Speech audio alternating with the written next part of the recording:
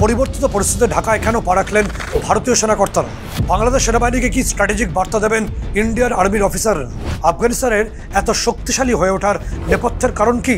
সেনাপ্রধান ওয়াকারুজ্জামান কি ঢাকার সেনানিবেশে কার্যত নজরবন্দি? এবার কি পদ হারিয়ে সেনাপ্রধান ওয়াকারুজ্জামান বিচার ব্যবস্থার আওতায় আসতে চলেছেন?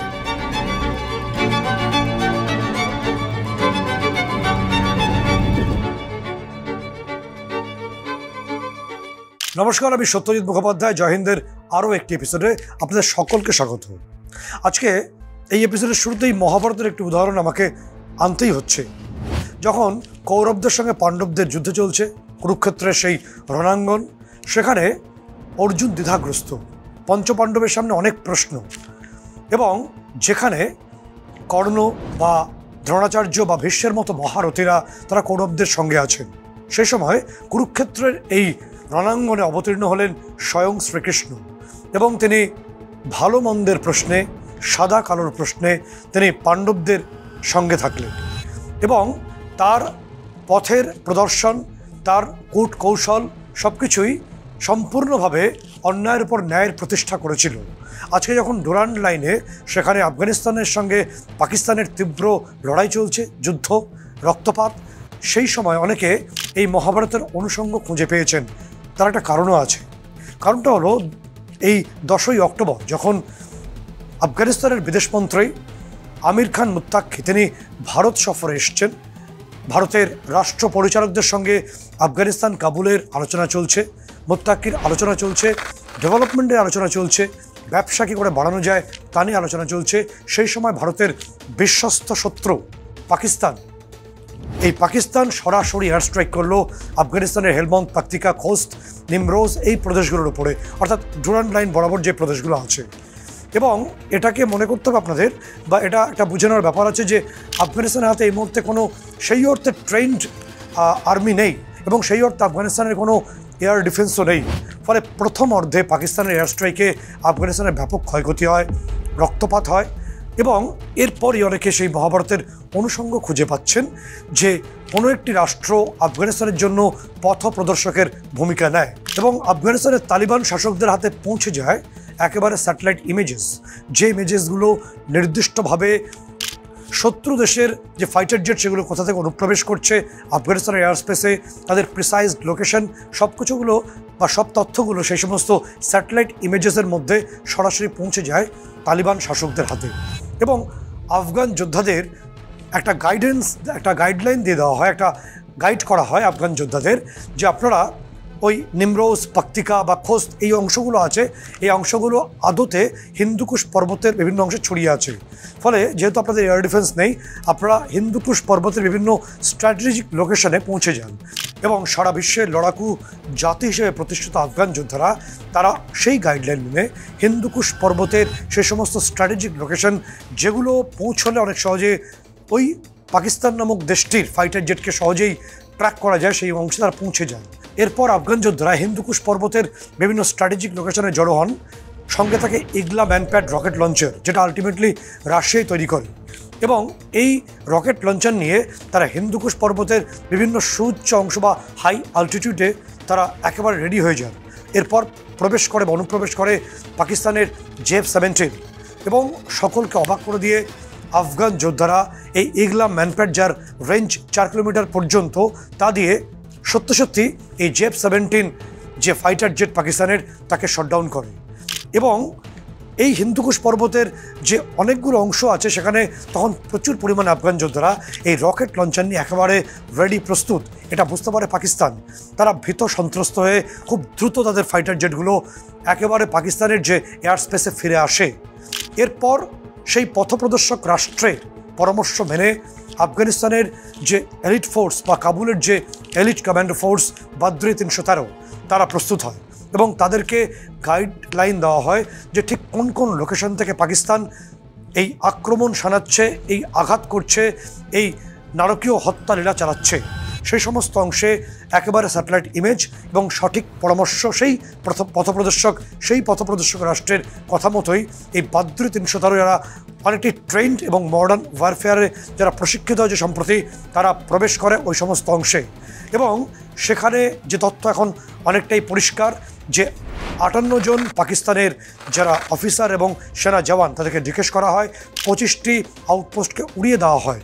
এবং যখন আজকে আমরা অনুষ্ঠান করছি তখনও পর্যন্ত এই আফগান তালিবানদের গুলির লড়াইয়ে না পেরে পিছু হটতে হটতে এখনও পর্যন্ত নতুন করে পাকিস্তানের একজন মেজর সহ 10 জন পাকিস্তান অফিসারের বা পাকিস্তান আর্মি অফিসারের মৃত্যু হয়েছে। এবং একটা বড় অংশ এই মুহূর্তে বদ্রি 300 কমান্ডো, কাবুলের যে এলিট কমান্ডো ফোর্স, তারা ডমিনেট করছে পাকিস্তানের সীমান্তবর্তী অংশে। এবং এই তথ্য যখন আমরা জানাচ্ছি সেই সময় আরও একটি ঘটনা ঘটে যেটা বেশ চাঞ্চল্যকর। সেই চাঞ্চল্যকর ঘটনাটি হলো যে পথপ্রদর্শক রাষ্ট্রের পরামর্শ মেনে, গাইডলাইন মেনে এবং তাদের স্যাটেলাইট ইমেজেসকে নানাভাবে এক্সামিন করার পরেই এই তালিবান বা এই কাবুলের যে এলিট কমান্ডো ফোর্স তারা বিভিন্ন অংশে ব্যাপকভাবে প্রত্যাঘাত করে। যে প্রত্যাঘাতকে সরাসরি প্রতিরোধ করতে না পেরে ক্রমশ পাকিস্তানের আর্মি এবং তাদের রেঞ্জার্সরা পিছু উঠতে থাকে। সেই সময় পাকিস্তানের সেনাপ্রধান আসিম মনির তিনি পুরনো একটি চুক্তি মোতাবেক সৌদি আরবের যারা শাসক কুল তাদেরকে সরাসরি ফোন করেন। প্রথমবার ফোনে কথা হয়, তিনি মনে করিয়ে দেন যে চুক্তি সম্প্রতি পাকিস্তানের সঙ্গে সৌদি আরবের হয়েছে সেই চুক্তিটি হলো যে পাকিস্তানের ওপর যদি কোনো আক্রমণ হয় তাহলে সৌদি মনে করবে সে আক্রমণ তাদের দেশের উপরই হচ্ছে। এরপর কোনো রেসপন্স না পেয়ে ফের আসিম মনির ফোন করেন সৌদি আরবের শাসক কুলকে বা তাদের সেনা কর্তাদের সঙ্গে। কিন্তু দ্বিতীয়বারের ফোন, যেটা গোয়েন্দা রিপোর্ট আমরা জানতে পারছি, দ্বিতীয়বারের ফোনটিকে আর এন্টারটেন করা হয়নি। পাকিস্তানের সেনাপ্রধান আসিম মনির ভেবেছিলেন যে সৌদি আরব তাদের ফাইটার জেট বা তাদের সেনা পাঠিয়ে দেবে আফগানিস্তানে। সে তো দূরস্থ। সৌদি আরব এরম সেনা বা ফাইটার জেট শেষ পর্যন্ত কিছুই পাঠায়নি। শুধুমাত্র একটা অফিসিয়াল বিবৃতি সৌদির তরফে সামনে আসে, তা হলো যে তারা পাকিস্তান এবং আফগানিস্তান উভয় রাষ্ট্রকে শান্তি বজায় রাখার অনুরোধ করেছে। এটা তো যে কোনো দায়িত্বশীল রাষ্ট্রই করে থাকে, সৌদি সেই একই কাজ করেছে। এর মধ্যে নতুনত্ব কিছু নেই বলে মনে করছেন কূটনীতিবিদরা। আরও একটি চাঞ্চল্যকর ঘটনা ঘটে যেটি গোয়েন্দারা জানতে পারছেন, যে যখন তালিবান কমান্ডো ফোর্স, তালিবানের যে এলিট কমান্ডো ফোর্স বা এই যে প্রত্যাঘাত আফগান তালিবানরা চালাচ্ছে, পাকিস্তান ক্রমশ পিছু হচ্ছে, তাদের মেজর লেফটেন্যান্ট জেনারেলদের একে গুনে গুনে নিকেশ করা হচ্ছে, সেই সময় একদম সন্নিকটে দেশটি রয়েছে আফগানিস্তানের তাজিকিস্তান। সেখানের ফারকোর এয়ারবেসে বিশ্বের দ্বিতীয় শক্তিধর রাষ্ট্রের যিনি শাসক ভ্লাদিমির পুতিন তিনি অবতরণ করেন, তিনি সেখানে নামেন। এবং এই ফারকোর বা এই যে নির্দিষ্টভাবে তাজিকিস্তানের যে অংশটি হলো একেবারে আফগানিস্তানের ওয়াখান বর্ডারের একদম কাছে। ওয়াখান বর্ডারটা হলো আফগানিস্তান এবং চীনের সংযোগকারী যে 4 কিলোমিটার ব্যাসার্ধের যে করিডরটি আছে, এই করিডরের বাঁদিকে রয়েছে তাজিকিস্তান, ডান দিকে রয়েছে পাক অকুপাইড কাশ্মীর। অর্থাৎ যখন তালিবানের তরফে বা তালিবান যোদ্ধাদের তরফে বা এই এলিট কমান্ডো ফোর্স বদ্রি 300 তরফে প্রত্যাঘাত চলছে, এখনও পর্যন্ত চলছে, সেই সময় একটা পর্যায় পর্যন্ত ভ্লাদিমির পুতিন একদম সংলগ্ন দেশ তাজিকিস্তান সফরে ছিলেন। ফলে সমর বিশেষজ্ঞরা এবং কূটনীতিবিদরা এই 2-4 অঙ্কটা এই মুহূর্তে হয়তো মেলানোর চেষ্টা করলেও করতে পারেন। এবার যে প্রশ্ন আপনাদের মধ্যে আসছে যে হঠাৎ করে তালিবানের বিরুদ্ধে, আফগানিস্তানের বিরুদ্ধে, কাবুলের বিরুদ্ধে এত কেন খেপে গেল ইসলামাবাদ বা পাকিস্তান?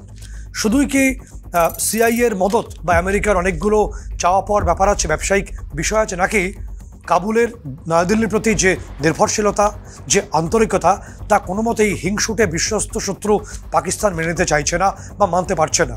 অনেকটাই তাই। তার সঙ্গে একটা ভীষণ স্ট্র্যাটেজিক বিষয় উঠে আসছে, যেটা ওয়ার স্ট্র্যাটেজির জন্য খুব ইম্পর্ট্যান্ট।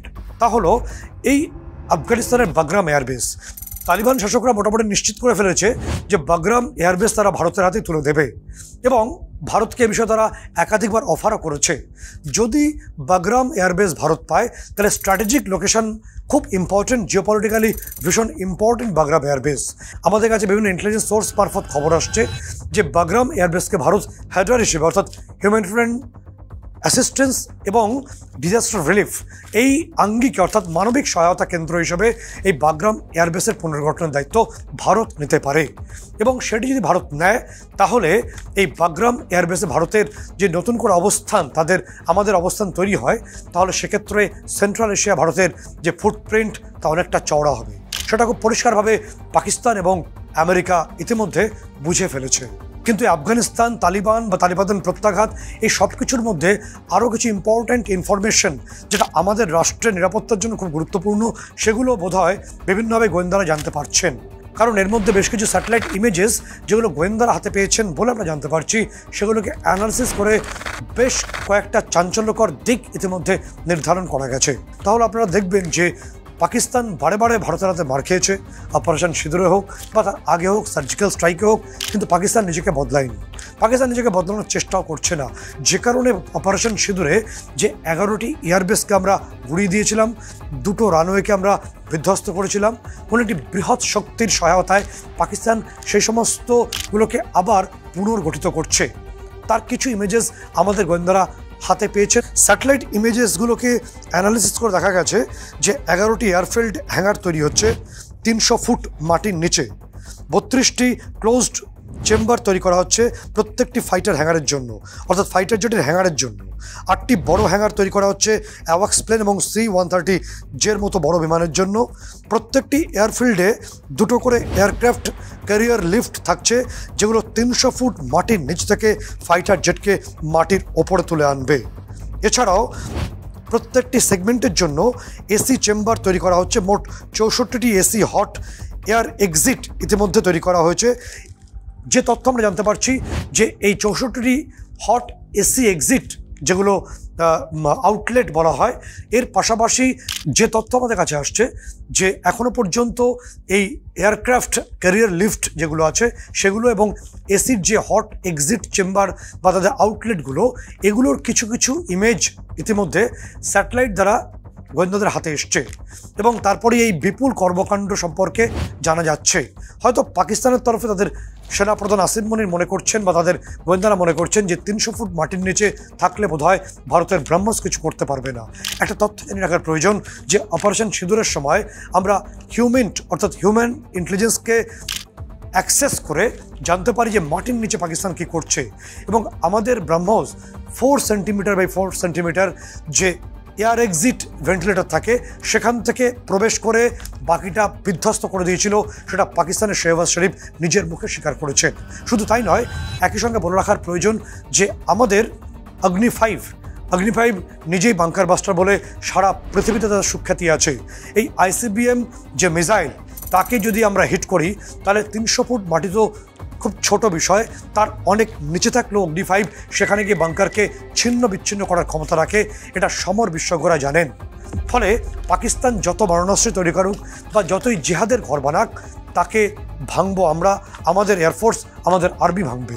ভারতের বিরুদ্ধে আক্রমণ সানিয়ে পাকিস্তান তার ফল ঘরে বাইরে এই মুহূর্তে ভুগছে, পাকিস্তান নিজে সেটা জানে। কিন্তু আমাদের পূর্ব দিকের প্রতিবেশী বাংলাদেশ, সেখানে কী হচ্ছে?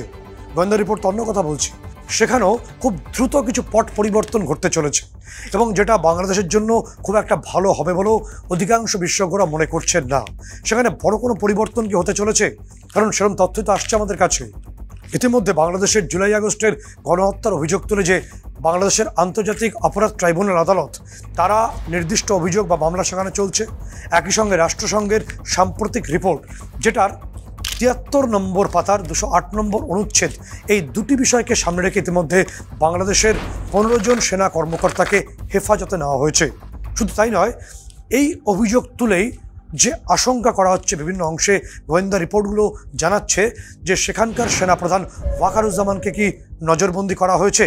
কারণ যে অভিযোগে 15 জন সেনা কর্মকর্তাকে হেফাজতে নেওয়া হয়েছে, সেই একই অভিযোগ সেনাপ্রধান ওয়াকারুজ্জামানের বিরুদ্ধেও রয়েছে। ফলে ওয়াকারুজ্জামানকে কি এবার হাউস অ্যারেস্ট করার পথে, সেই কোশ্চেন মার্কটা খুব বড় হচ্ছে। তার কারণ অনেকগুলো আছে। কারণ ইতিমধ্যেই ওয়াকারুজ্জামানের 5 দিনের যে সৌদি সফর, সেটাকে স্থগিত করা হয়েছে, রদ করা হয়েছে। এবং সবথেকে অবাক করার বিষয় হলো, সাম্প্রতিক বাংলাদেশের সেনাবাহিনীর যে একটি অনুষ্ঠান হয় কুচকাওয়াজ, সেখানে সেনাপ্রধান ওয়াকারুজ্জামানের নামকে সরিয়ে দিয়ে পরিবর্তে সেখানে লেফটেন্যান্ট জেনারেল মিজানুর রহমানের নামকে নিয়ে আসা হয়। অর্থাৎ তিনি এখনও পর্যন্ত এক্সিস্টিং সেনাপ্রধান, কিন্তু তাকে সরিয়ে দেওয়া হচ্ছে।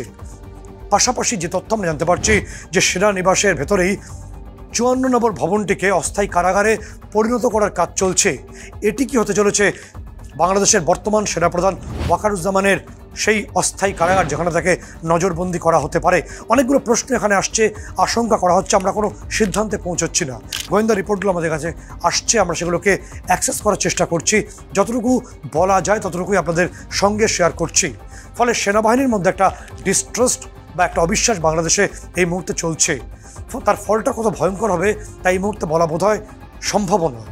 তবে সবথেকে বড় খবর যেটি আসছে বিভিন্ন ইন্টেলিজেন্স সোর্স, বিভিন্ন পাবলিক ডোমেনের তথ্য এবং বাংলাদেশে বিভিন্ন মিডিয়ার যে তথ্য সামনে আসছে, একাধিক মিডিয়ার তথ্য আমরা অ্যাক্সেস করে দেখেছি, যে তথ্য আমাদের কাছে কনফার্মেশন হিসেবে আসছে তা হলো যে হাসিনা দেশ থেকে বিদায় নেওয়ার পর দীর্ঘ সময় কেটে গেছে। তারপর এই প্রথম ভারতের তরফে সেনাবাহিনীর একটি প্রতিনিধি দল তারা ঢাকায় পৌঁছেছে এবং সেনাবাহিনীর এই ইন্টেলিজেন্স যে ডেলিগেশন টিমটি গেছে সেটিকে লিড করছেন একজন মেজর জেনারেল পদাধিকারীর একজন অফিসার। এবং সেখানে অর্থাৎ ঢাকার সেনানিবাস সহ বিভিন্ন জায়গায় কিছু ক্লোজ ডোর মিটিং হয় বলে বিভিন্ন ইন্টেলিজেন্স সোর্সগুলো আমাদের জানাচ্ছে, আমরা জানতে পারছি, আমাদের তথ্য এসে পৌঁছচ্ছে। এবং সেখানে বাংলাদেশ সেনাবাহিনীর আর্ম ফোর্স ডিভিশন, তাদের এয়ারফোর্স ডিভিশন, পাশাপাশি সেখানকার ডিজিএফআই অর্থাৎ গোয়েন্দা শাখা এবং 10th ইনফ্যান্ট্রি ডিভিশন অর্থাৎ রামু সেনা সদর, সেখানে আলাদা আলাদা বৈঠক হবে। প্রত্যেকটি বৈঠক হবে ক্লোজ ডোর বৈঠক। এবং যে তথ্যগুলো, যে প্রশ্নগুলো এই মুহূর্তে উঠে আসছে বিভিন্ন পরিসরে, যে এই যে ইন্ডিয়ান আর্মির তরফে যে ইন্টেলিজেন্স টিমটি ডেলিগেশন টিম হিসেবে গেছে, তারা কি তাহলে বাংলাদেশের যে চলমান পরিস্থিতি বা যে ঘটনা ঘটছে একের পর এক একটা অস্বাস্থ্যকর পরিবেশ, তা নিয়ে কোনো বার্তা দিতে পারেন? চট্টগ্রামে যে ঘটনা ঘটছে সেখানে নির্যাতনের ঘটনা বারে বারে এসছে জানিয়ে ভারতের বিদেশ মন্ত্রক বারংবার আশঙ্কা প্রকাশ করেছে, উষ্মা প্রকাশ করেছে। তা নিয়েও বাংলাদেশ সেনা শাসক বা ইন্টারিম গভর্নমেন্টকে কোনো বার্তা এই দলটি বা এই প্রতিনিধি দলটি দিতে পারে? অথবা এই ইন্টেলিজেন্স ডেলিগেশন টিমটি কি গ্রাউন্ড অ্যাসেসমেন্ট করতে পারে? এরকম অনেকগুলো প্রশ্ন এখানে উঠে আসছে। কারণ সম্প্রতি বাংলাদেশের সঙ্গে তুরস্কের সম্পর্ক অত্যন্ত নিবিড় হয়েছে। পাকিস্তানের আইএসআই, পাকিস্তান সেনাবাহিনী সেখানে প্রায় উপস্থিত থাকছে বা সারা বছর ধরেই থাকছে। এবং চট্টগ্রামে ইউএস ফোর্সের একেবারে সচক্ষে উপস্থিতি সবাই আমরা জানি। ফলে এই যে তিনটি দেশের উপস্থিতি প্রতিবেশী রাষ্ট্রে, সেটা জিওপলিটিক্যালি বা দুটি দেশের স্বাস্থ্যবর্ধক সম্পর্কের ক্ষেত্রে কতটা ভালো বা মন্দ তা নিয়ে কি আলোচনা হতে পারে? কারণ তুরস্ক ঘোষিত শত্রু ভারতবর্ষের এবং তুরস্ক ভারতের বিরুদ্ধে বিভিন্ন লড়াইয়ে মদত দিয়েছে পাকিস্তানকে। এবং তুরস্কের সঙ্গে বাংলাদেশ একই সঙ্গে সমরাস্ত্র মারণাস্ত্র তৈরি করছে। তার ব্যবহার কাদের বিরুদ্ধে হবে তা কি জানতে চাইবে এই ভারতের এই ইন্টেলিজেন্স আর্মি ডেলিগেশন টিমটি? ফলে অনেকগুলো প্রশ্ন এখানে উঠে আসছে যার উত্তর সময় দেবে।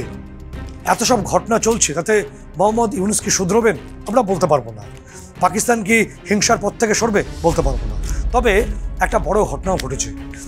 কাবুলের সঙ্গে দিল্লির ক্রমশ ঘনিষ্ঠ সম্পর্ক, ভারতের এই রণংদেহী মূর্তি বা ভারতের বিভিন্ন যে স্ট্র্যাটেজিক স্টেপগুলো আমেরিকাকে ভাবতে বাধ্য করছে, যে কারণে মাত্র 2-3 দিন আগে ইজিপ্টে যে শার্ম এল শেখ যে সম্মেলন হয়, সেই সম্মেলনে বিশ্বের সবথেকে শক্তিশালী রাষ্ট্র আমেরিকা, তার প্রেসিডেন্ট ডোনাল্ড ট্রাম্প তিনি ঘোষণা করেন যে ভারত একটি অত্যন্ত বড় এবং শক্তিশালী রাষ্ট্র, আমেরিকার অত্যন্ত কাছের বন্ধু। এবং তিনি প্রধানমন্ত্রী নরেন্দ্র মোদীকে তার নিজের কাছের বন্ধু বলেও ওই সম্মেলন থেকে অর্থাৎ ইজিপ্টের সম্মেলন থেকে উল্লেখ করেন। যখন প্রেসিডেন্ট ট্রাম্প এই ঘোষণা করছেন বিশ্বের দরবারে, তখন তার পেছনে দাঁড়িয়ে আছেন পাকিস্তানের প্রধানমন্ত্রী শেহবাজ শরীফ। শুধুমাত্র ট্রাম্প এখানে থেমে না থেকে তিনি মার্কিন রাষ্ট্রদূত সার্জিও গোরের মাধ্যমে একটি উপহার প্রধানমন্ত্রী নরেন্দ্র মোদীকে পাঠিয়েছেন। সেই উপহারের উপর লেখা রয়েছে, mister prime minister, you are great. ফলে ডোনাল্ড ট্রাম্প তিনি আদতে একজন ব্যবসায়ী মানুষ, তিনি বড় ব্যবসা করেন, তিনি অঙ্ক বোঝেন, তিনি বাণিজ্যের অঙ্ক বোঝেন, তিনি সমরের অঙ্ক বোঝেন, তিনি যুদ্ধের অঙ্ক বোঝেন। ফলে অঙ্ক করে তিনি বুঝতে পেরেছেন যে ভারতকে প্রতিরোধ করতে গেলে সেটা বুমেরাং হতে পারে আমেরিকার জন্য। তাই তিনি নতুন করে ভারতকে তুষ্ট করার চেষ্টা করছেন নানা সম্মেলনের মধ্য দিয়ে। বলে রাখার প্রয়োজন যে ইজিপ্টের এই সম্মেলনে প্রধানমন্ত্রী নরেন্দ্র মোদীকে আহ্বান করা হয়েছিল, আমন্ত্রণ জানানো হয়েছিল, কিন্তু প্রধানমন্ত্রী যাননি, পরিবর্তে আমাদের একজন রাষ্ট্রমন্ত্রী মাত্র সেখানে উপস্থিত ছিলেন। আরও অনেক চাঞ্চল্যকর তথ্য, সঠিক তথ্য এবং রেলিভেন্ট ইস্যুজ নিয়ে ফিরছি পরবর্তী জয় হিন্দের এপিসোডে। ততক্ষণ পর্যন্ত আপনাদের সকলকে জয় হিন্দ।